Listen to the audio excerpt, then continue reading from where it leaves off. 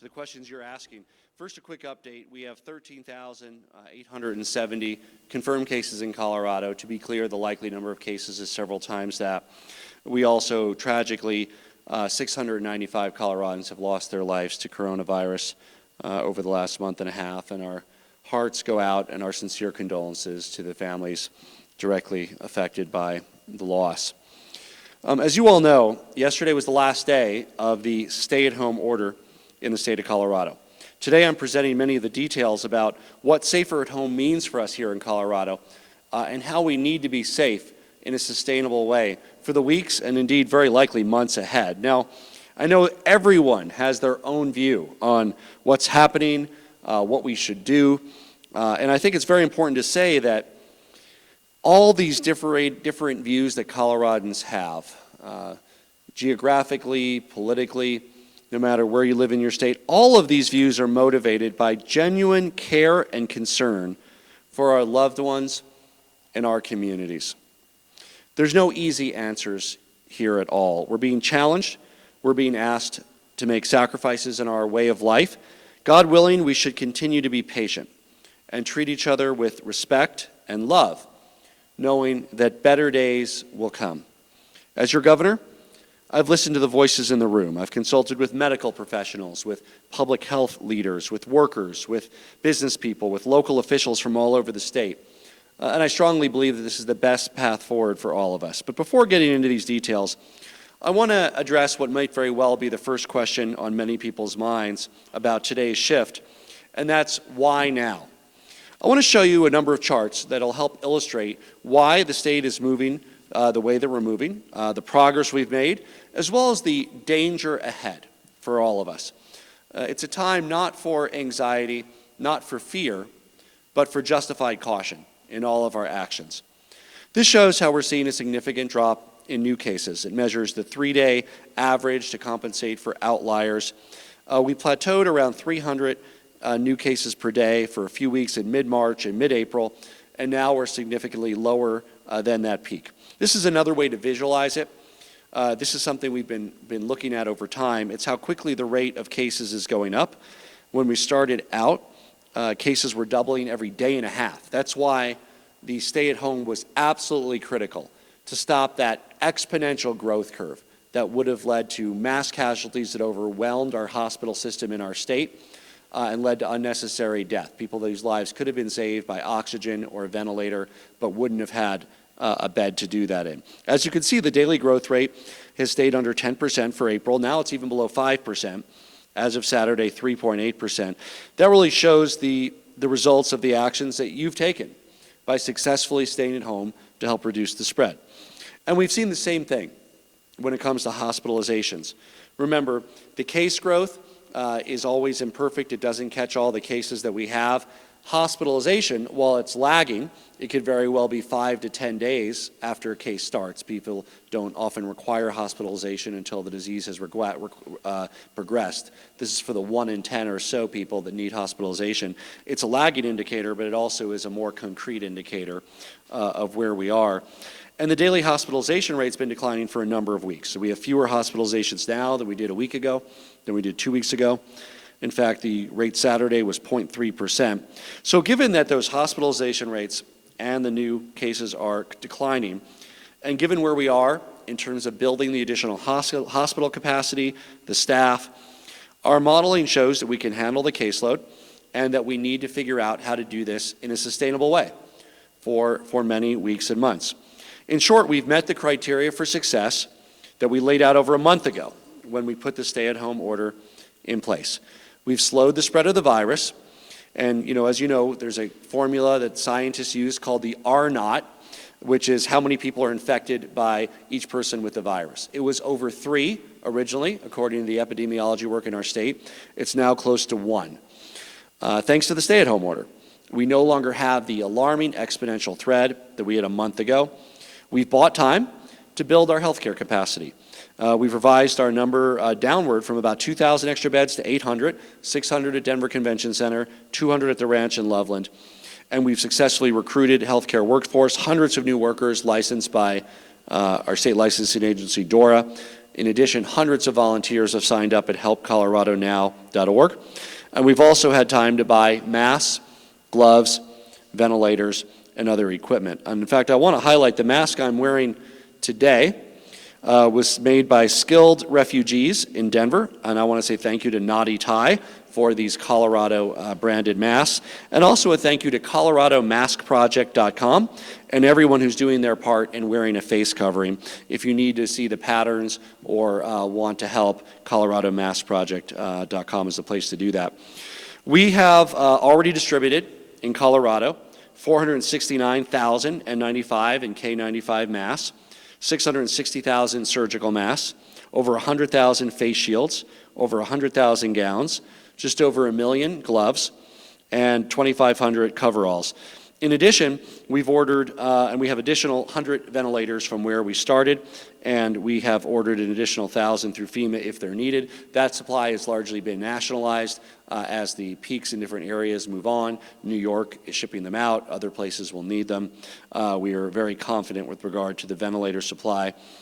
And we've successfully bought time to obtain supplies, to grow testing capacity, and we're going to provide a very detailed update on testing and where we're at. Very exciting plans and news on Wednesday of this week. We need a whole presentation for that, and a lot of Coloradans want to know about that, and it's an important part of our 4-tier strategy to contain the disease, right? Over the next month and months, protecting our most vulnerable, continue to expand testing and tracing. Wearing masks, so important. That's the piece that we all need to do. Those of you who are watching this, we all need to wear masks when we're out in public.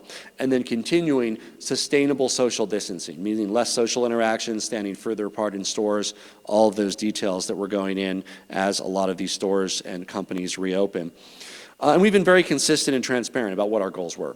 So I just want to show you some slides that we showed you back on March 27th when the stay-at-home was starting, just so you can see what the bar was then, how we've met that bar, how we're moving forward.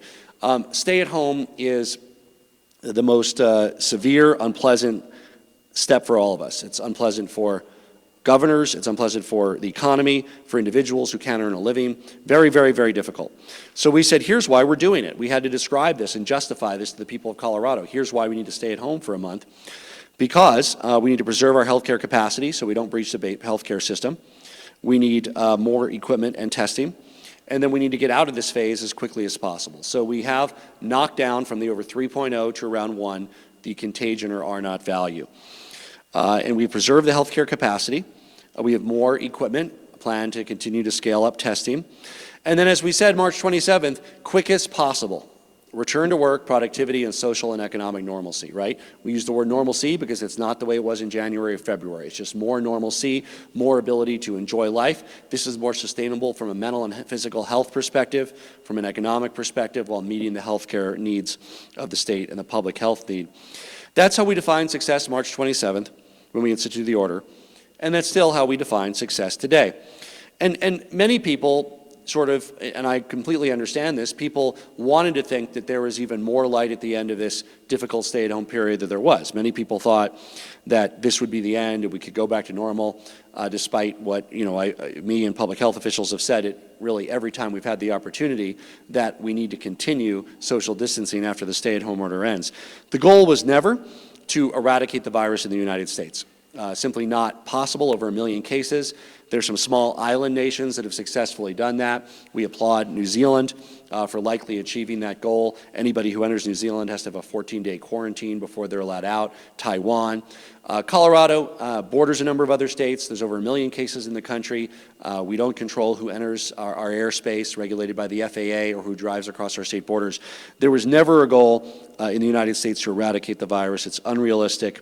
Maybe small island nations can do it, but no state in the United States has set that as their goal. Extending a statewide stay-at-home order only continues the same level. It doesn't have any impact on what that peak is. It simply changes the timing of the peak. The evidence that we've seen shows that extending the stay-at-home order would not reduce the severity without the continued ongoing interventions to flatten the curve. What's more important than the exact day that the stay-at-home ends is what people's behavior is over May, over June, over July, which is why we're laser focused on providing a safer, sustainable environment where people can earn a living and still be reasonably safe in the presence of the deadly virus. As a state, we've achieved what we wanted to achieve with a statewide order, and really that's thanks to the great job that you've done staying at home. And I know how difficult that can be. Humans are social animals, and it's been very difficult to have done this for the last 32 days. We flattened the curve. We bought ourselves the time that we needed to expand healthcare capacity and to create a sustainable way to manage living with the virus. And that's why I'm excited that we're moving to a new phase, safer at home. I want to lay out the goals of safer at home guidance, right? So we'll show these slides probably in a month or month and a half, and you can say, did you meet these? And take us back to whether we met these goals, because here's what we're trying to do. We're trying to manage the spread, around 1, may go up a little, may go down a little, but we will have more interactions in May than in April, but we feel that in the modeling, Coloradans can have more interactions and still handle a rate of spread that, stays close to 1.8, 1.5 in that range, not that exponential 3+ curve that we saw. Of course, access to world-class health care for every Coloradan that gets sick, and that means both Coloradans with COVID-19 and Coloradans that need our healthcare system because they have a heart attack or stroke or appendicitis. We need to have both. We can't compromise on making sure that every Coloradan that gets ill has access to the health care they need to get better. Find a more sustainable way to live. Right? Mentally, physically, economically, we all know that we need a sustainable way to get through this. It's amazing. The job you did was amazing, being able to put up with and comply with that stay-at-home piece for so long. Thank you. Your success is the only reason that we are where we are today, with the ability to enter a more sustainable phase where it's not going to be life as normal. We're in this for the long haul, but it's sustainable for the medium term. And it's likely that we'll be here for some time, and we hope that with Coloradans fully complying with and participating in this new way of living, we'll get the fulfillment we need, economic, social, mental, physical, and at the same time, we'll be able to meet the public health criteria for reducing further restrictions over time. We need to, through this stage, help Coloradans have the opportunity to earn a living while protecting health and safety. Most Coloradans need to earn a living to make ends meet. And we get that. They'll have the opportunity to do that. Why continue to leave businesses shuttered and employees without a job if we don't even get anything for extending the stay-at-home order? If the viral levels continue, which they have been under this stay-at-home. Remember, under our stay-at-home, we had many critical industries that continue to function. Every state in the country did a stay-at-home in that manner. That's very different than the stay-at-home orders like Wuhan used, which were constructed to eliminate the virus from that territory. Those were enforced curfews, literally couldn't leave your home, nobody was working except for the people in law enforcement enforcing it, a lockdown-style approach that no state in our country has used and really isn't even within the legal tools of governors or presidents, nor is it consistent with the freedom and individual choice that we enjoy as Americans. So that was never the goal. The goal was to reduce the spread and the exponential curve and make sure we had the medical capacity to give everybody who contracted COVID or other diseases a fighting chance to survive, to get through. 9 out of 10 people who get COVID won't need hospitalization.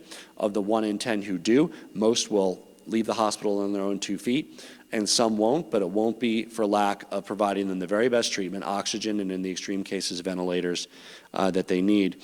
We also need to minimize the secondary health impacts of staying at home. And I want to stress that even during these times, if you need non-COVID medical care, if you have chest pain, dizziness, seek out that medical care. If you would have gone to the hospital in January or February, don't let the fear of COVID prevent you from seeking out the medical treatment that you may need today or the testing, because we don't want to see more people die of non-COVID causes just because they're fearful of COVID. A very important message from our healthcare professionals, our hospitals, and it's very important that we do that and live our lives in a way that we're addressing the non-COVID healthcare needs which continue to exist. And finally, protecting our vulnerable populations. While 1 in 10 need hospitalization overall, that number is much higher for people in their 70s and in their 80s. It can be 1 in 3, 1 in 4 need hospitalization.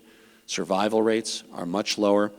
And we need to continue during this period of May to protect our most senior residents and those with pre-existing conditions, even more so than we did in April. And I'll talk a little bit about some of our work around that, including testing workers at nursing homes and senior facilities, the workers without symptoms. We've done that at 3 facilities. We're doing it at more, starting with the largest nursing homes in our state. First, I want to take a moment to thank and congratulate you, the people of this state. The numbers tell us you have been taking stay-at-home seriously. I know it hasn't been easy. I'm also here to say that it won't be easy going forward. This is not any kind of mission accomplished moment. It just means we've avoided a catastrophe. We've avoided a breach of our healthcare system. We've avoided mass loss because we didn't have enough medical capacity. But we're far from back to normal. In fact, we need to continue, even more so, to be vigilant, to wear masks when we are outside and in public, so that we can move safely through this next phase. Our hope, my hope, your hope, is to be able to continue to relax more restrictions in the future. We all hope that restaurants can open this month, that we can have more and more ability to be able to do the things that make Colorado special. But that'll only happen if we succeed in maintaining the social distancing and wearing masks when we're out. We need to continue to be extremely vigilant in preventing the spread of this deadly virus. That's what this new phase is all about. I'm confident that Coloradans will continue to be vigilant in May, just as we were in April. Because of your commitment to stay home except when absolutely necessary, to practice proper safety protocols, we can move to this new phase, and our hope is to continue to be able to give more opportunities for the people of Colorado. At the same time, we know that this social distancing, the safer practices you've seen in your grocery stores will be similar to the measures that other stores that reopen May 1st will also observe to prevent future outbreaks. But if we slack off, if Coloradans let up, if less people are wearing masks when they're in public, if stores aren't being careful and personal services aren't being careful about following the guidelines that we put out today, then it's likely that additional restrictions might have to come back. Our gains will be lost. This great sacrifice that Coloradans have made will have been for nothing if we can't continue and maintain the social distancing needed throughout the month of May. We're going to be watching the data every single day. And if the numbers begin to climb at an unsustainable rate, then we're likely to have to go backwards rather than forwards. It's really up to the individual choices, the informed decisions that the people of Colorado make to wear masks when you're out, to only go out when you need to, and have safe social distancing practices in not going to parties, not going to large congregations of people more than 10, and just using some common sense. That life you save, it could be an elderly neighbor, could be an aunt or uncle, and it could be your own. It could be your own. And that's why it's so important to make sure that we act carefully, with caution, not with fear, not with anxiety, but with caution during the month of May. We're nowhere near to being back to normal. It's going to be a long time before things look like they did in January or February. We all look forward to that day. But things are going to be more sustainable, and Coloradans can earn a living and have more fulfillment during this month of May because of the good work of Coloradans during the month of April. This is a marathon, not a sprint. And you know, we finished the sprint phase, and sometimes things are easier when they're black or white. You have to stay home, you can't go out, or you can go out. Well, unfortunately, the world doesn't always work like that. We live in a world of gray. Coloradans need to be able to work, to earn a living, to support themselves, to put food on the table, to earn their rent. And we want to give everyone the opportunity to do that in as safe a way as possible, recognizing the risks are greater than they were before, which is why it's still important that people over 65 stay at home except when absolutely necessary. The risks are greater, but we need to do this in a sustainable way that we can endure and get through as a people, as a state, for the months ahead. This is a phase-in. April 27th, that's today. People can buy curbside pickup at retailers that choose to be open for that. It's a relatively safe practice. It means that you can place your order, they can bring it out to your car, they can put it in. That has started today. If there's goods that you need, call your local store. They may have decided to open later. They may not be open yet. In some jurisdictions, they have not begun today. But generally, curbside pickup has begun, and real estate showings have also begun. May 1st is a very important day. That's the day that there's retail stores. So many retail stores, some of their employees are able to pay today, which is great. People need to earn a living. They're also preparing. They're doing curbside pickup if they want to, but they're also preparing to open May 1st. And that means doing the kinds of things that hopefully your grocery store has already done, right? It may mean applying decals in the line, making sure they have a system to not have too many people in the store at once, putting disinfectant out for people to use, all of those kinds of measures that those essential retailers have put in place that we sure hope they have, and we're working with them to have done, and they're accountable for doing. So too, all the retailers that want to open May 1st will be doing over the next few days. And when they open, their employees will all be wearing masks. And we really ask you as not just for your own protection, but also just as a common courtesy, make sure to wear a mask when you are shopping in those stores as well. You are, and many of them might even have mask-only policies, but even if they don't, please wear masks when you're in public. All the employees of the store will, and the least that we can do for them is also wear masks. And personal services, that means that you can get that haircut, and those salons are opening with additional protections that are in place to make sure that we put the safety of the workers and the customers first. And then May 4th is when it can be back to work for many people who work in offices, and they'll still have to be at reduced capacity for social distancing, but offices can resume work with up to half the people being on the premise at the same time and in a safe way. It's also important to note that during this period, our seniors, our vulnerable populations, need to continue to stay home, except when absolutely necessary. This virus is far deadlier for people who are immunosuppressed, who have respiratory issues, who are over age 65. And it's still out there in our communities, and we want to do everything we can to make sure that people stay at home except when they absolutely need to. And I hope that others that are not in that category rise to the occasion of helping our elderly friends and neighbors. Ask your 73-year-old neighbor, can I bring groceries to your door so you don't need to go out? Or can I teach you how to use Instacart or some delivery service so that you don't need to go out? No gatherings of more than 10 people. Critical businesses, all the ones that have been open, continue to stay open. Retail businesses open first for curbside delivery today. May 1st, they can open the doors to the public with some of the similar protections to those critical retail businesses that have been open all along. Restaurants and bars remain closed, except for takeout and delivery. We're working towards the guidelines of what it would look like when they reopen, but we don't yet have a date for that because it really just depends on the data that will emerge in the next few weeks. We all want that to be as soon as possible, but we also know for both the customers and diners and those who work in those establishments, it has to be in a reasonably safe way, and we're committed to doing that as safe as we can. It's also important that Coloradans wear cloth face coverings when you're in public. What does that mean? People always ask. When you're doing yard work in your own yard, it doesn't mean you need to wear a mask, but if you're going to a municipal park where there's others, certainly if you're going shopping, very important to wear a cloth face covering. It should cover your nose and your mouth, not get in the way of your breathing. You can make one out of an old t-shirt. You can find out more at coloradomaskproject.com. What it also means during this phase is that nightclubs, gyms, spas also need to remain closed. One more thing on masks, by the way.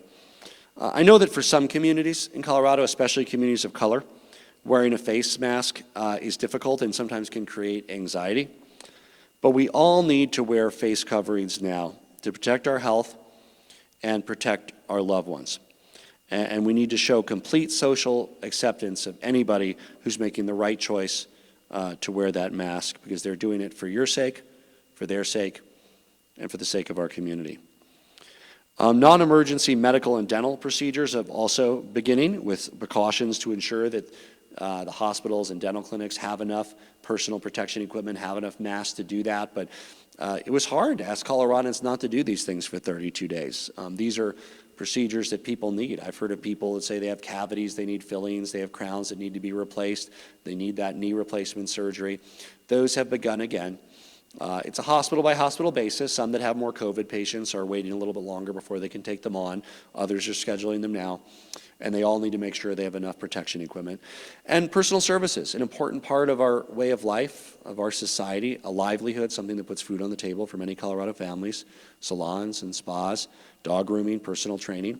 We'll also have very strict precautions about how they can reopen in a way that maximizes the safety of both the workers who are earning a living as well as customers. We already suspended normal in-person instruction at our preschool through 12th grade schools for the rest of this year, for the few more weeks that this school year has. Now, I've talked a number of calls with superintendents. Many school districts are also, and they're able to do this. You're using your buildings, meaning you can have one-on-one meetings there, providing small groups, special ed services. In some cases, there's vocational classes like that need equipment that can't be taught entirely online, like welding or shop. You can have groups of smaller than 10. Many school districts are doing that to finish out this semester. But the normal in-classroom instruction is suspended, and really they're working on the protocols for how we can do this more safely in the fall, and that means things like not having the same passing time for every student, right? Think about a way a normal school works with a normal schedule. Most students in high school, even in junior high, all out in the hallways at the same time. So they're working on sustainable ways to increase social distancing. In-classroom instruction is not resuming for the next few weeks. They're doing online, working on those protocols for the fall, and they're able to use and encouraged to use buildings in an effective way. There's also many rural communities where the building is a site of internet connectivity for the 5 or 10% of families who might not have it at home. So some kids can go to the site, a couple per classroom that certainly have more than enough spacing are able to access the internet there. But the normal days of crowded classrooms and hallways is not resuming this year. We also are allowing some post-secondary instruction to resume, and that includes technical and vocational programs through the Colorado Department of Higher Education that cannot be done remotely. Most classes have been very successful in converting to online. Remember, many students attended college online in the first place, or junior college or vocational. They all went to online, but we also recognize that some of them need to access physical vocational programming, right? It could be metal work, or it could be welding, any of those things. So they'll be able to get back, consistent with the safety guidelines, groups smaller than 10, working with the Colorado Department of Higher Education, just as we finish up this semester. And another crucial component that we are really upping the bar on during this safer at home period is protecting those who live in nursing homes, senior care facilities. And I want to spend a moment on this because this is a big concern across all the states. It's been a priority of my administration since we started our efforts to fight COVID-19 day one. More than half of the deaths in our state are among residents of nursing home and senior care facilities. When this first started in Colorado, you might recall Washington State was a week or two ahead in having more cases. I called Governor Inslee every week for a few weeks, and I said, what do you wish you know this week that you knew last week? And that very first week he said, we should have restricted visitation and checking on symptoms at our nursing homes. And that's why that was one of the very first things we did. We restricted visitation, we required symptom screenings at senior care facilities, and we'd be in a lot worse place today had we not taken that as our very first steps ahead of the shutdown order or anything else. Those were some of the very first steps we take. Now, it doesn't mean that we shouldn't be taking additional steps, and we are. We are now requiring a COVID-19 prevention and response plan that every senior care facility needs to submit to the Department of Health by May 1st. Every facility needs to have a plan to isolate people who have COVID-19 symptoms or positive tests without symptoms. We already have in place that all facility residents, employees need to wear a mask and other face coverings when in public, but we're trying to increase compliance with that to make sure that really truly happens in every facility in the state, and also making sure that they're wearing appropriate masks when they're at the facility. We've also prioritized the delivery of masks and gloves and gowns to nursing homes and other facilities through the Colorado National Guard, and we're conducting testing at those facilities of asymptomatic workers. Because remember, about half the people who contract COVID don't show symptoms, but are contagious. And you get just a few of those going into a senior care facility, it can result in mass deaths. And we've tested hundreds of people already, and there were 5 cases of people that were asymptomatic but positive that are no longer going to work in those senior facilities. Each one of those might have cost 5 lives. So directly saving lives by prioritizing testing, working with the Colorado National Guard, and continuing to work in collaboration with CSU and other partners. We're going to have an update on testing on Wednesday. We're going to talk about testing for about half an hour. A lot of exciting news. It'll include the nursing home work and other work. I know everybody wants to see what is the state plan for May, how are we going to make sure that we're reducing the spread through testing and tracing, one of the 4 things that we need to be able to complete and do in May to be successful. I also want to talk about local enforcement and flexibility, because we are a big, diverse state. That's not a bad thing. That's a good thing. You can't expect that Bent County with 0 cases is going to have exactly the same policy as Denver with several thousand, or the same as Rio Blanco. So local communities across our state have three options. They can either match the state guidelines. That's perfect, no problem there, simple. They can also, especially if they have hotspots or have larger areas, they can continue to have more restrictive rules in place. That's what several counties have done, where the stay-at-home order, their stores open 4 days or 7 days later than Denver, and their offices open 4 days later than other places. They're able to do that as well. And of course, local flexibility. These are areas that are able to, because of their great success in implementing public health and safety measures, can go further in loosening restrictions in the rest of the state. We know that many counties, are different across the state. This is a case count load. You can see that we have different trajectories in different parts of the state. We see bigger circles in areas like Denver and Jeffco and Arapahoe and El Paso and Weld. That means a lot more cases there. They probably should be less hesitant about requesting permission to go further and relaxing restrictions. But we also see other areas where the virus has very low case count, has no growth or no cases over a period of weeks, and some of them are seeking to be able to do more sooner. And there's certain local conditions that any part of the state will need to meet before we can allow for more flexibility. And these are consistent with the CDC guidelines, the President guidelines, our guidelines, all very similar. They have to show either a very low number of cases per day, 0 or 1, very low, counties that haven't had a case in a week or two, or cases declining for the past 14 days, one of those two, and they need to show that they have an early warning system to swiftly detect and address an increase in community spread so we can be on it quickly, right? Because this is a bit of a stealth virus. We want to make sure that you're not waiting until you have patients on vents before you identify the outbreak, because then it could have affected dozens or hundreds of people because of the lag factor. We want to make sure, and many communities across our state are putting this in place, the ability to get on it early so that they can take the steps they need to contain outbreaks, ideally at the site level, but failing that at the county level. And there's requirements that local governments need to do to have more flexibility. They need to have the local public health agency support their plan. The local hospitals need to verify that they can treat the caseload, that they're not a burden for the rest of the state. And the county commissioners, the elected officials there, need to vote to adopt the alternative plan that's in place to replace the safer at home executive order. To give you a couple examples, Eagle County has successfully received a waiver, and Mesa County should be approved either late today or early tomorrow, after both health departments submitted thoughtful suppression plans supported by the county commissioners and local hospitals. Disease prevalence is now low in these two areas. Both have early warning systems in place and know that they need to tighten up restrictions if disease transmission starts becoming widespread and a greater danger. And this is the importance of this process. By doing this, we can help protect health and safety while allowing for local flexibility in a big, diverse state like the state of Colorado. And we look forward to partnering with communities across our state in that regard. The bottom line is, our state is counting on us to be smart and to save lives and livelihoods. Counties and communities that disregard this order, that are not pursuing one of those three directions, either complying with the state order, going further, or exercising their local flexibility, are breaking the law of the state of Colorado. They're jeopardizing their emergency preparedness grants. They're unnecessarily putting lives at risk.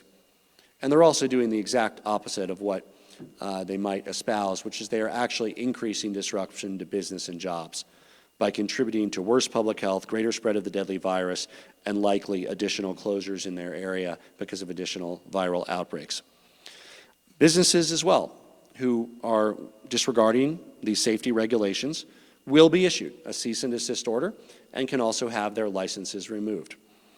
And we know that the people of Colorado will tell us if there's a store that's not implementing social distancing, if people are lined up shoulder to shoulder in line, if they're not doing what they need to do to be safe, that store will not only be scaring off their customers, putting their employees at risk, yes, the state will also make sure they're not contributing to a public health outbreak that costs Colorado lives. We take this very seriously. We are moving from a phase of safe at home where there was no real enforcement of the stay-at-home order. People were not arrested or charged when they were out and about their neighborhood, to a phase where enforcement is absolutely critical. At the county level if needed, and certainly at the business level to make sure that businesses are complying with this public health guidance. There's always been public health guidance for for businesses, to put this in perspective. They always have laws and orders that they need to do. They just have more rigorous safety rules that are very reasonable. The essential retailers have already been reaching them. They're not a great cost to retailers, but they have to make sure that they implement them successfully to be able to, in a safer way, open their doors to consumers. And that's why they have several days to do that. Those guidelines are all up on the website. We need to work together to protect Colorado. And we have been working together. Most of this weekend, I've been on stakeholder calls with hundreds and thousands of Coloradans about these different public health orders, over 750 people across different industries. We've had hundreds of public comments already on these orders, and I'm sure we're going to get many more hundreds on the days ahead. We also had webinars with over 2,000 representatives of local government, state and federal government, businesses, local health agencies, and countless numbers of individual conversations, cabinet-level working groups with folks in each area. And we want to hear from you. So please give feedback at coloradosaferat-home.com.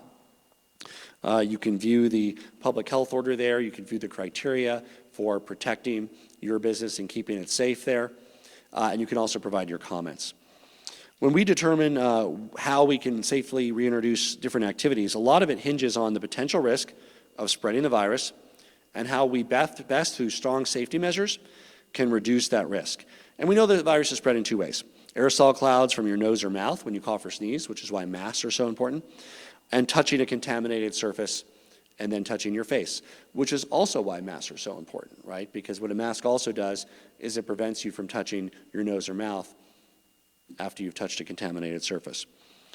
And I'm going to give some of this information that we're providing to businesses at a high level, just so there might be some store owners watching this too, but most of you are potential customers, just so you know what your stores should be doing and what they need to be doing when they open their doors May 1st. For businesses to reopen, they need to have distancing in place, just like hopefully your grocery store has had. That might mean decals on the floor where people wait for the line, how many people can be in the store at the same time without crowding. Regular hand washing, sterilizing of surfaces, increased air ventilation, and the employees will all be wearing facial masks. And across the state, employers have time to learn these critical steps that they need to take. That's why some people have asked, well, why doesn't this happen today, April 27th, when the stay-at-home ended? Why isn't every business and store open? It's because they need the time to implement these measures before they open their doors to the public and their workers in a greater way. So retail stores May 1st, offices May 5th. That gives them several days to read through and implement these measures, which we take very, very seriously to protect people's health when they're shopping or when they're at work. There's also industry-specific best practices at coloradosaferat-home.com for retail, for offices, for elective medical and dental care, for child care, for education, for personal services, for real estate. The specifics are being provided for each one. And if you work in one of these, you can find out more at coloradosaferat-home.com. I'm just going to give you a 30,000-foot level review of some of the guidelines for retail. That's a sector that most of us interact with. Most of us shop for something at some point. Retail includes things like merchants and clothing and home goods, cell phone stores, thrift stores, fishing tackle, sporting goods, boutiques, all those things that we think about that provide a livelihood for so many Coloradans. Retailers who want to start doing curbside delivery and pickup have started today. Retailers that want to begin letting customers into their store start May 1st once they implement those best practices that are in those guidelines. Here's how employers are required to protect the workplace. First, they've initiated curbside delivery and pickup, minimizes touch without letting patrons in the store. That's still a great way to buy things after May 1st. If the stores are offering it, if they can bring it out, put it in your car, great way to buy things. Very safe, much safer. We want them to continue that curbside pickup and delivery where they can. Elevate and increase the frequency of cleaning practices in stores. Conduct daily temperature checks and monitor any symptoms for all employees. Immediately refer symptomatic employees to our Department of Health symptom tracker, which is available online. And posting signage for employees and customers on good hygiene and other sanitation practices. There's also some protections for employees in place. Employees need to wear face coverings, and if they're touching surfaces, gloves as well. Encouraging frequent breaks to wash hands and sanitize hands. And very important, require employees to stay home when they have any signs of sickness. Under a previous state order, we have up to 4 days for paid leave. That's enough time to get a COVID test if you are ill. If it's negative, you can go back to work. If it's positive, you go under quarantine and we'll do the tracing. But that's very important as well, that anybody who's sick not be allowed to work. That's a responsibility both of the employer and the employee. And as well, we want to protect customers. Customers as well should have 6-foot distancing measures in place, marked spaces in checkout lines. Customers should use masks. Hand sanitizer at entrances of stores should be provided. That can be on your way in and your way out. And we're encouraging all retailers to have special hours for vulnerable populations. And we encourage the vulnerable populations, if you absolutely have to go out, if you can't have a friend pick it up, if you can't have it delivered, please use those special hours. Now, we're not going to go through every industry today. You can view all the guidelines, and this is mostly for people that are small businesses in those industries, at coloradosaferat-home.com. Check that out. There's a way for you to give your feedback. But this is the way that you'll be able to, in a safer way, begin earning a living May 1st, May 4th. I also want to talk about employee protections, and I want to answer 2 of the most common questions that we're getting. The first question is, what if my employer is requiring me to return to work, but I don't feel safe? Very clear answer to that. No vulnerable individual can be compelled by their employer to return to work if the work requires in-person work near others and puts that employee at risk. If the work can be done remotely, employers need to accommodate vulnerable individuals with remote work options. If an employer requires work from an employee that's entitled to paid leave due to illness or a quarantine order under the Colorado HELP rules, that would be unlawful, and that needs to be reported to coloradolaborlaw.gov. Second question we get asked a lot, my workplace wants me to come back, but with schools closed, I don't have childcare. What can I do? So, first of all, employers need to make accommodations to the greatest extent possible under law for workers who are experiencing a lack of childcare due to school closures. That can include things like remote work options or flexible scheduling.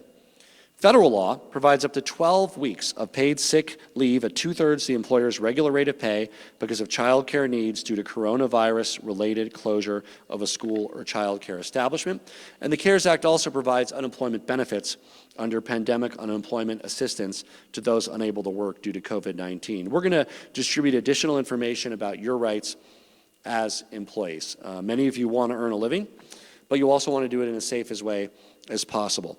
And it's very important, as offices go back to 50% capacity, there's still a lot of room there for people who are in vulnerable populations or people who have young kids at home to continue to telecommute. And by the way, that 50% going back, that is a ceiling, not a floor. We encourage all businesses, if they're able to operate at 60, 70% telecommuting, keep that up. As many folks who are able to telecommute, the better.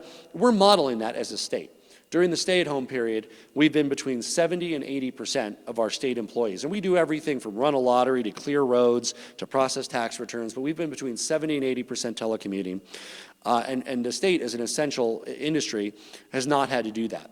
Now, with it going down to 50%, we're still going to be well above that. I'm expecting that during this period, we'll be closer to 60% of our state employees during much of May will still be able to telecommute and work from home.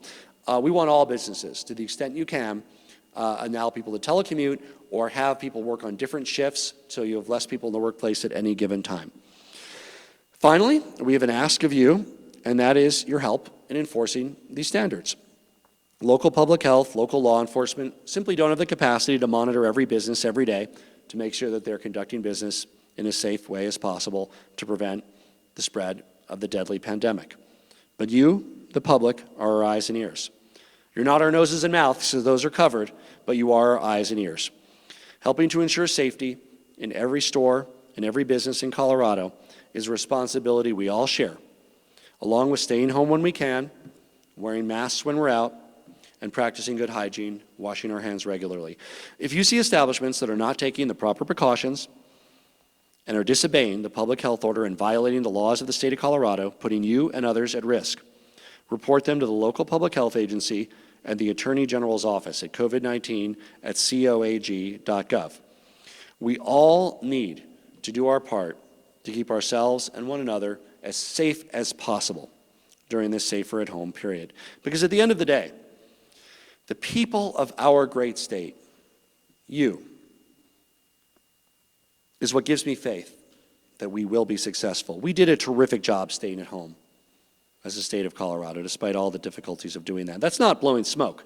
The numbers wouldn't be where they are today if it wasn't for your dedication and success. We would not have an R0 value close to 1 if it wasn't for your commitment to making this work. We would not have been able to slow the growth rate and build hospital capacity, acquire more masks and gloves and testing if you hadn't done your part with our state and for our state. That's what gives me faith that you will be successful in this next phase. We no longer need a stay-at-home order across the whole state of Colorado, but that doesn't mean that each city or community is ready at the exact same time to lift that. So make sure you're following any local law or restriction in your area as well. We're not out of the woods yet. You need to make sure that you're still taking the steps that you can to protect yourself and others. And if folks don't practice personal responsibility, the rate of positive cases and hospitalizations and deaths could start to increase again, and then there could need to be additional restrictions that are placed on our activities and ability to earn a livelihood. Nobody wants that. That's why I know that we all have the same incentive, whether you think that these restrictions should go further or whether you think that they don't go far enough. We all need to do our best to be able to practice social distancing and wear masks when we're out, because none of us want to see more severe restrictions come back. So let's continue to work hard at preventing the spread of coronavirus. The more successful we are at the safer at home phase, the more you're following the law, the more lives we will save, and the sooner we can go back even further in getting back to something resemble normalcy, restaurants or bars and other activities. Know that as your governor, I'm doing my best to ensure that you have the legal ability to earn a living and the psychological fulfillment you need while protecting the public health of the people of Colorado. I have a few questions from the general public before we get to our reporter questions. I mentioned I would be adding that. These are just some of the Facebook tweets and posts, a small fraction of the number that have come in. Carol Hunt said, I think you are going to have to be more forceful about the need to wear masks. If you want people to wear one anytime they are in public, you need to state that. You need to wear a mask whenever you're in public. It is extremely important. I say that every time I have the opportunity. It is incredibly important to wear masks when you're in public. That doesn't mean in your backyard doing yard work, but it means when you're in your neighborhood park or when you're shopping. Jordan asked, as a small business owner that does personal training, I have zero directive as to what requirements I have to follow to reopen those services or prepare to reopen those services as of May 1st. Please give me some direction. That is available now at coloradosaferat-home.com. You can view that, and you have several days, if you choose to open your business May 1st, to make sure that you're meeting those safety requirements that are needed to do so. Harley asked, what's going to be the ruling on campgrounds in Colorado? Campsites are well over the social distancing, a part that needs to be maintained. Going camping with the same people you're already quarantined with at home anyways. Are we going to allow them to open so we can use our reservations and the state parks can make the money so that they can pay wages and bills again? We are one of the handful of states that have been able to keep our entire state park system open during this entire COVID crisis, and I'm very proud of that. I'm proud of Dan Gibbs and Dan Prenslow and the team at Parks and Wildlife for being able to do that. We hope that sometime in the near future, those campgrounds will reopen, but there's really two factors that we're considering. One is, at this point, many communities across our state are not ready to receive tourists from other parts of the state and from other states that inevitably come with opening campgrounds.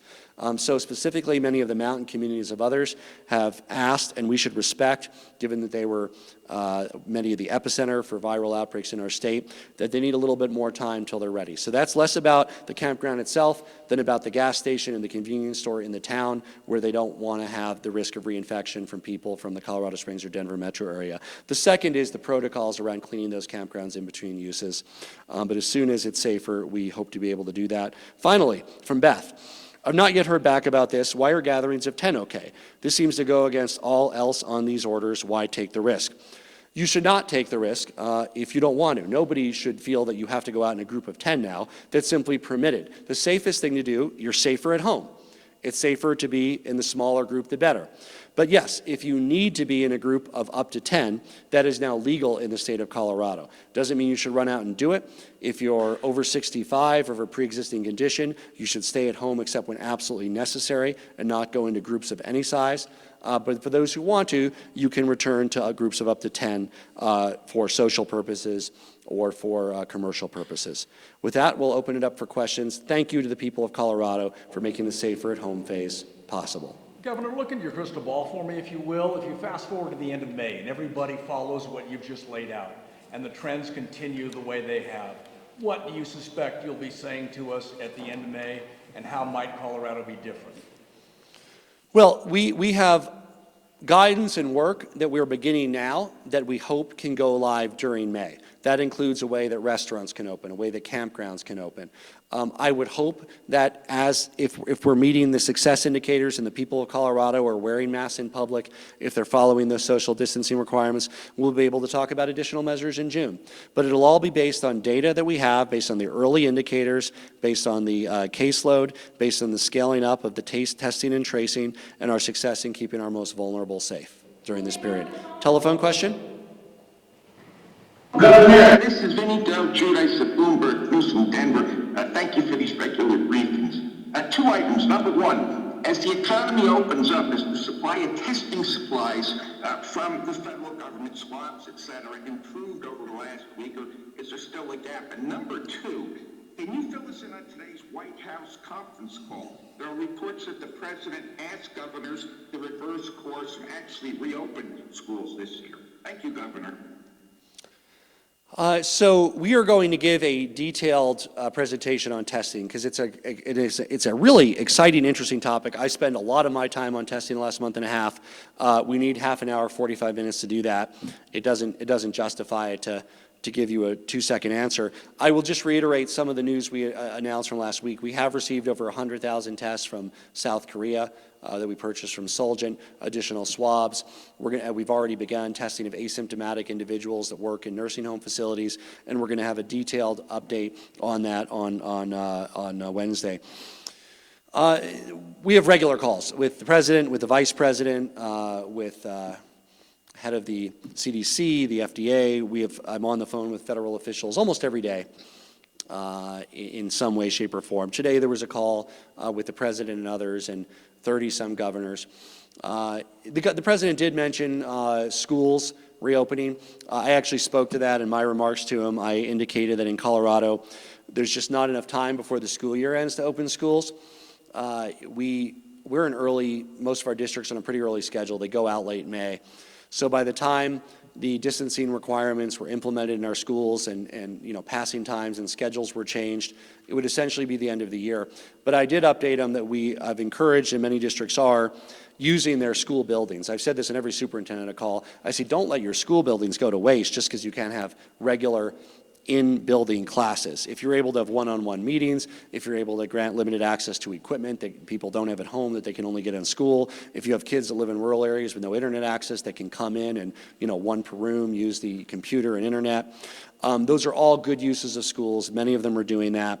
And I think the president was thrilled that we are being able to use our school buildings and capacity in a safe way here in Colorado. And then we didn't get into higher ed, but the institutions of higher education are beginning some technical classes as well. Next question from the room. Governor, you have said that enforcement is critical, but yet there are some counties that have said that they're not going to abide by the safer at home policies that you've set. What specifically will you do when businesses in places like Will County refuse to abide by safer at home policies? Well, any business that illegally opens is violating the law. And, hair and nail salons are able to open May 1st. If there's some that are trying to open prior to that, they risk losing their license to operate, which is through the Department of Regulatory Affairs, DORA. Same with liquor serving establishments and bars. So these are, even in good times with no COVID, there are many requirements around that at the state level, because these are, they have sanitation requirements and other requirements. Now, there's additional requirements during this period. None of them are inconsistent with doing business. They all have been stakeholdered with people who work in those industries, and they're all very reasonable best practices to do. And people need a few days to implement them. And then they can open in a safer way, a way that's safer for their employees as well as safer for their customers. That they're not going to tell their businesses what to do. Will you go in, will the state step on the commissioner's authority in that particular area? Well, one of the three options is local flexibility. Mesa and Eagle County have applied for that. They've met the criteria. I expect other counties will. Weld County is not yet there. They are a viral hotspot. They have not yet had 14 days of decreasing virus count in Weld County. When they do get there, and I hope they get there, and we want to work with them to get there, we look forward to working with the commissioners to safely be able to reopen the economy at a greater rate because of the success in battling the deadly virus. Telephone, please. Thank you, Governor. Charles Asher with the Grand Action Daily Sentinel. So I noticed in your guidelines that you have a travel and transportation section telling people not to leave more than 10 miles away from their home, not to go into the mountains, not to come to the western slope. Though I'm sure you're aware that there are areas that are concerned about people from Denver or out of state coming here. You know what's going on in Gunnison right now. I'm wondering that with your western states pact, are the other states telling their people not to travel to other states as well?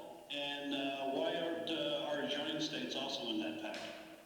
So I certainly hope that that states are telling folks not to come to Colorado. We're not ready yet. Our mountain communities, communities in western Colorado and eastern Colorado don't want people from the Denver metro area, Colorado Springs metro area, bringing the infection to areas where they might have eliminated it. And that's what we're hearing across the state. Our communities will be ready when they're ready, and our mountains and rivers will be here long after any of us, and they're going to be in great shape to visit in the near future. I also encourage residents of other states to not yet recreate in our beautiful state of Colorado. We want to increase opportunities for local recreation during this period. We've kept our state parks open. We encourage local visitation and support for outdoor acting, living in our great, beautiful outdoors, which is why so many people live in beautiful western Colorado. But it's not yet ready to open for people that are visiting from other states. As soon as those communities are ready, I look forward to joining them and welcoming visitors from across Colorado and from our states. I talk to our neighboring states on a regular basis, governors of Wyoming, of Kansas, of Utah on a regular basis. We have good working relationships with those governors. Many of our health and safety regulations are similar to those areas, and we look forward to, however formally they want to participate with us in working in a joint way around our mutual needs. How important it is for folks to be wearing a mask while they're out in public. What is your message to essential employees who still are not wearing masks in stores? Well, they are required to. The question was, what is our message to essential employees who are still wearing masks in stores? First of all, you're violating the laws of the state of Colorado. If you are working in essential retail, which is already open, or any retail that opens May 1st, you need to wear a mask. And if you're not wearing a mask, not only are you violating the law, you're putting yourself and your customers in your business at great risk. And you will scare customers away from your store, and you increase the likelihood of a site-based infection, as we've actually seen at, for instance, a Walmart facility in Aurora. Next question from the phone. Phone? This is Phyllis Wilson, freelancing for the Colorado Independent. So we've seen the effects of social distancing can take weeks to show up in the data, and I'm wondering, are there more responsive metrics you will be observing to judge how effective the safer at home phase is at ensuring proper distancing? And will you be able to lock down again in time before a second spike happens? Yeah, so we have much greater visibility into this pandemic here in Colorado. That includes the expanding testing we'll be talking about Wednesday, symptom monitoring that goes right into the symptom tracking system, which gives us real-time visibility through Department of Public Health and our Emergency Operations Center. And then any counties that are exercising that local flexibility need to demonstrate that they have that early warning system in place so that we can have site-based response, ideally, to an outbreak, if needed, community-based response, and hopefully never need to have that statewide response in terms of a stay-at-home type order statewide. You want to react at the site level first. If that fails and you don't get the warnings and are not able to do it early enough, you act at the community level. About this 10-mile restriction on people moving. You're talking about eventually state parks being open, but your order seems to suggest that people shouldn't do that. How are you going to enforce that? How are you going to keep people within 10 miles? Certainly people are going to ice and things like that. Yeah, so, most Coloradans, I dare say, every Coloradan has numerous municipal parks or county open space within 10 miles of their home. Try to find somebody that doesn't live within 10 miles of some kind of municipal park or open space. I don't think you can. It doesn't mean you can go anywhere in the state. Many of our communities that rely on tourism have had high viral count loads because of that tourism and just need more time where they need to get on their feet, where those opportunities are there for locals to visit those local parks, and they will be open again. And we hope it's sooner rather than later, but we really important that we respect the wishes of those communities. And there's two things that we don't want to happen, right? We don't want you to go out to an area where you might get the virus because others are congregating there from across the state and other states. And we also don't want people who unwittingly are bringing the virus back to communities that have made great progress at great cost at fighting the spread of the virus in their communities. So enjoy those recreation opportunities that are relatively close to home.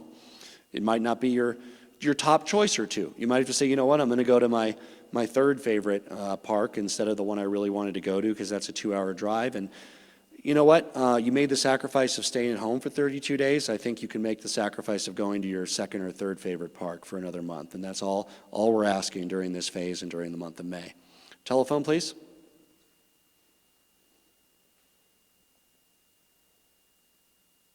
Okay, in the room. Sí.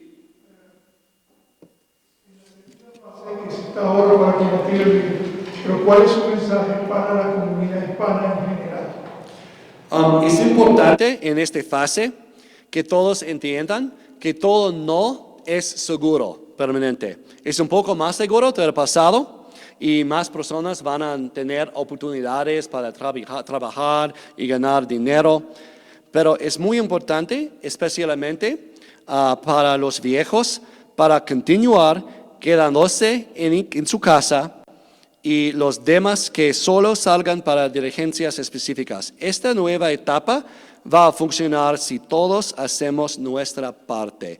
Más personas deben trabajar y ganar dinero y es un poco más seguro del pasado, pero también es muy importante tener cuidado en todas sus acciones. Gracias. Telephone question, please. Governor John Frank here from the Colorado Sun. One of the options on the table to deal with the budget cuts related to the coronavirus is reducing how much money goes to full-day kindergarten. Do you think that option should be on the table? And what other options would you present forward if you don't want that one to happen? Well, we will be having an updated budget forecast in about 2 weeks, John, and a lot of the specific information about the cuts will be based on that budget forecast. I think you're asking about, our P-12 education system. I don't think we're yet sure how the COVID crisis will affect the total count in education. It's certainly possible that some families will choose to homeschool next year that didn't this year because of their worries about the safe environment in the schools. But we're going to do everything that we can to make sure that classes are ready to resume at school facilities in August, and that they do it in a safe way. And that might mean different scheduling, it might mean different entry and exit periods, and it might mean additional spacing in classrooms. But of course, we're unsure how parents will decide to participate or engage with our public schools at that point. Yeah. Workers are making really difficult decisions. They're worried about their health, about their child care as they return to work. You issued an executive order that addresses some of that, but that's a really hard decision to make. Do I confront my employer? What kind of resources and enforcement will you put into ensuring that workers can feel safe either in returning to the workplace or in refusing to return? Yeah, it's illegal for your employer to force you back to work. If you're a member of a vulnerable population, they're putting you at risk for doing so.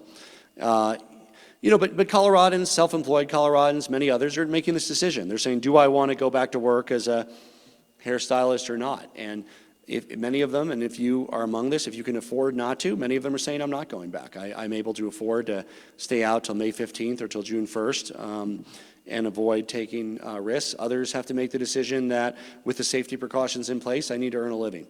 And just as customers are able to make that decision, the workers are able to make that decision too. And those who have the ability or able to telecommute are likely continuing to do that. And those who need to go back to work and earn a living are trying to do that in as safe a way as possible during this period. Workers will be able to make that decision without endangering their livelihood or their employment benefits. Yeah, we have the systems in place both through the CARES Act as well as under our executive order to make sure that those who are unable to return to work because they need to continue to stay at home receive the compensation that they need during this period and are given priority for being able to work from home. If up to 50% are returning to the workplace, for the 50% that are continuing to work from home, employers need to prioritize those that are over 65 or have pre-existing conditions in the half of people that are not being required to go in every day. Telephone question? This is Ed Seelover with the Denver Business Journal. I know you've talked a lot about restaurants and how you're looking at when to reopen them. Can you talk about the time frame for reopening some of the businesses that the order specifically says can't reopen now? And I'm thinking about things like gyms or specifically like casinos, which I know are dragged down by what's happening in Clear Creek County right now. Yeah, so the difficulty with some of these businesses like bars and nightclubs and casinos is they're inherently social. And there's no state in the country that has figured that out. We hope to be among the leaders in figuring out how to do that in a safer way. It's not during May. It's not during the safer at home period. We've been clear. We look forward to working with public health officials as well as those businesses to see how they can be done in a way that doesn't jeopardize the public health or lead to additional spread of the virus and is reasonably safe for both employees and customers at those establishments. Final question from the room, Marianne? Yes, Governor, during the legislative session, the legislature passed a bill increasing pay for National Guard. And I know that the federal government is paying for our National Guard. But have you figured out a way to increase the pay for those lowest paid National Guard members who are only making about $20 a day to leave their families, to leave their jobs? The bill the legislature passed doesn't go into effect until much later this year. Yeah, and I'm very thrilled that that bill made it through. It's very important. You're right, we're at a time period where I want to thank the men and women of the Colorado National Guard for doing great work. These are folks who have other jobs. They left those jobs. Their employers keep them there, of course, for them when they return. But in the meantime, they are really putting themselves at risk and serving the people of Colorado. State guards across the country, the Colorado National Guard has my profound gratitude. I look forward to continuing to work on ways to better reward members of our Colorado National Guard for their hard work.